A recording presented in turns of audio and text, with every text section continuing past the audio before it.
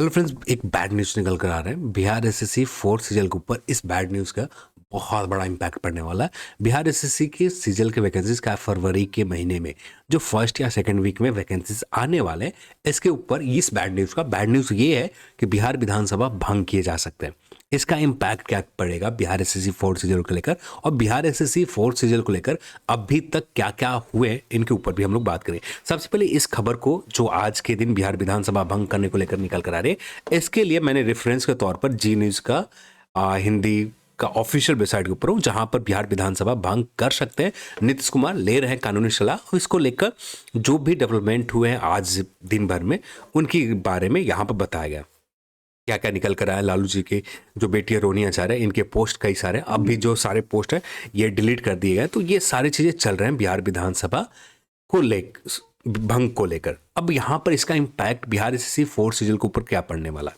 जैसे आप सभी लोग जानते हैं, जीएडी का यहाँ पर डायरेक्ट इन्वॉल्वमेंट होता है। बिहार एसएससी स्नातक स्तरीय जो भी वैकेंसी जाते हैं, उन सारे वैकेंसी का डायरेक्ट इन्वॉल्वमेंट होता है जीएडी का। अब यहाँ पर रोस्टर क्लियरेंस को लेकर जीएडी ने 16 जनवरी 2024 को एक लेटर इशू किए थे, और इस नोटिस इशू किए थे, और जहां पर कुछ मीटिंग रखे गए थे जो है बिहार एसएससी फोर्थ सीजल को लेकर। आप सभी लोग जानते हैं कि जनवरी के फर्स्ट वीक में बिहार एसएससी ने जो भी वैकेंसीज आयोग के पास जीएडी ने भेजा था, जीएडी ने आयोग के पास भेजा था, ये वैकेंसीज बिहार एसएससी ने फिर से वापस जीएडी के पास भेज दिया।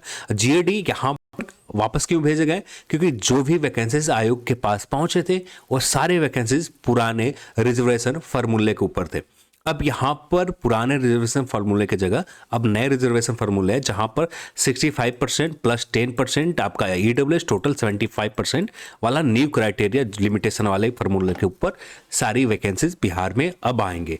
अब यहाँ पर जीएडी ने इसी को लेकर, नए फार्मूले को लेकर, बिहार के पदों में सेवाओं में रिक्त के आरक्षण, एससी एसटी या पिछड़े वर्ग के संशोधन के अधिनियम 2023 के आलोक में रोस्टर क्लियरेंस के संबंधित कार्यशाला का आयोजन किया गया था। एक मीटिंग रखी गई थी जो 22 जनवरी को और 23 जनवरी को सुबह एक रखी सरदार पटेल भवन में, और अगला मीटिंग रखा गया था 20 विश्वविद्यालय भवन में। सभी विभाग के अन्य विभागों के अवस्थित विभागों में एक मीटिंग बुलाया गया, तो जहां पर सीजीएल को लेकर वैकेंसी रोस्टर क्लियरेंस, जो भी रोस्टर क्लियरेंस को लेकर जो भी प्रोसेस होता है विभागों का, इन प्रोसेस के ऊपर जो भी किस तरह से अब नए तरीके से रोस्टर डिवाइड किए जाएंगे, किस कैटेगरी कितनी वैकेंसीज होगा, इसको लेकर मेन टॉपिक था।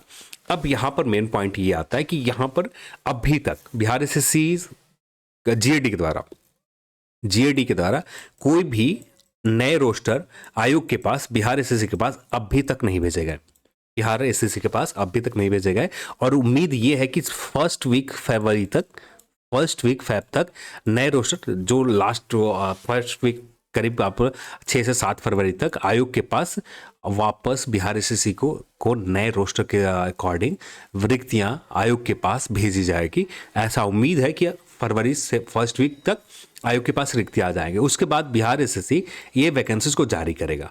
अब यहाँ पर बीच में आ जाता है बिहार विधानसभा भंग हो जाते हैं। तो बिहार विधानसभा भंग हो जाते हैं, तो उस स्थिति में जीएडी के जो भी बड़ी वैकेंसी, क्योंकि ये वैकेंसी सरकार के ऊपर निर्भर करता है, और नई सरकार जब आएगी वे अपने एडमिनिस्ट्रेशन को किस तरह से चलाना चाहती है उनके ऊपर होता है, निर्भर होता है। अब यहाँ पर अभी के प्रेजेंट जो गवर्नमेंट है, प्रेजेंट जो सरकार नीतीश कुमार, आरजेडी और जेडीयू के बीच में जो तालमेल से सरकार चल रही है, इनका विजन सीधे तौर पर है कि जो भी स्टेट में, वैसे पूरे स्टेट बाहर ही काम करने जाते हैं, बिहार से बाहर ही लोग काम करने जाते हैं, जो कुछ लोग हैं जो बिहार में सरकारी जॉब के लिए इंतजार कर रहे हैं, उनको खुश करने के लिए वैकेंसी लाई जा रही थी।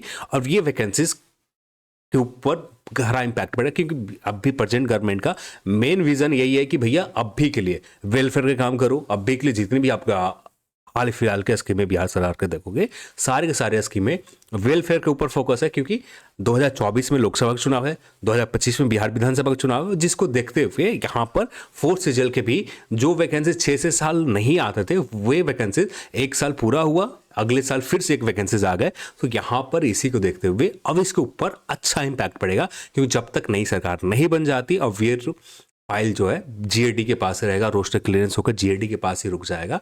उसके बाद बिहार एसएससी के पास पहुंचेगा, जो नए सरकार बनने के बाद आएंगे। और नए सरकार का क्या किस तरह से इनका मोटो होता है एडमिनिस्ट्रेशन चलाने का, वो नए सरकार के विजन के ऊपर तय करेगा। तो अब यहाँ पर इसके ऊपर अभी के लिए रोक लग सकती है यदि बिहार विधानसभा भंग हो जाते हैं तो यहाँ पर दो चीज़ें, दो अपडेट है। यदि बिहार विधानसभा भंग नहीं होते हैं, सब कुछ सुचारू रूप से वैसे ही चलती रहता है, कम से कम 2 वीक, आने वाले 2 से 3 वीक और बिहार जो जीएडी का मेन इशू है, जीएडी यहाँ पर जो वैकेंसीज के रोस्टर क्लियरेंस करने के बाद बीआरएसएस के पास भेजना है, ये काम हो जाएगा। और इसके बाद 1 से 1.5 वीक लगेंगे बिहार एसएससी को एडवर्टाइजमेंट जारी करने में, क्योंकि बिहार एसएससी को भी ये पता होगा कि बिहार लोकसभा चुनाव अनाउंसमेंट हो चुके हैं, आचार संहिता फरवरी के लास्ट वीक में कभी भी अनाउंसमेंट हो सकता है, उससे पहले इस वैकेंसीज को जारी कर दिया जाए।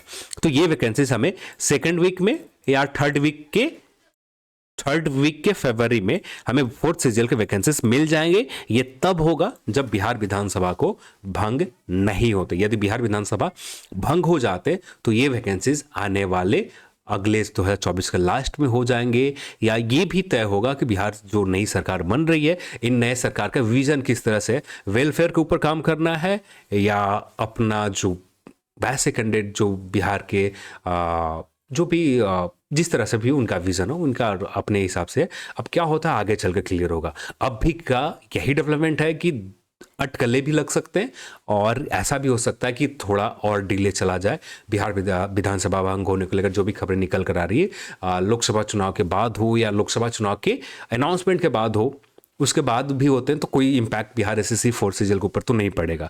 बस हाँ, हाल फिलहाल 1 से 2 वीक 3 वीक रुक जाते हैं बिहार विधानसभा भंग को लेकर। सारे आपसी मनमुटाव जो भी है आरजेडी और जेडीयू के बीच में, ये खत्म हो जाते हैं, तो ये वैकेंसीज आपको ऑन टाइम ही मिलेगा। यदि बढ़ते जाते हैं तो ये वैकेंसीज आपको डिले भी होंगे। क्या होता है आगे चलकर निकल कर आएगा।